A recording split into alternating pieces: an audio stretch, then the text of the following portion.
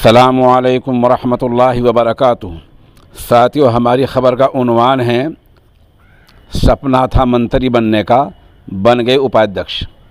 दरअसल योगी जी एक बार फिर मोदी जी पर भारी पड़े हैं।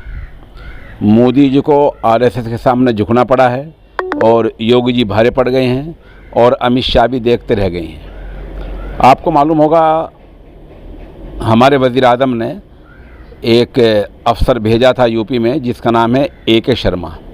ये इस्तीफ़ा देकर यूपी में भेजे गए थे, जिनको MLC बनाया गया था। MLC बनाने का वाज़ेह मतलब ये था कि इनको वज़ीर मंत्री बनाया जाएगा और इनके बारे में इस तरह की आवाज़ें उठी हैं। और 2-3 हफ्ते पहले दिल्ली में और उत्तर प्रदेश में जो कुछ हलचल मची है सियासी सतह पर, वो सब इन्हीं की वजह से हो रहा था।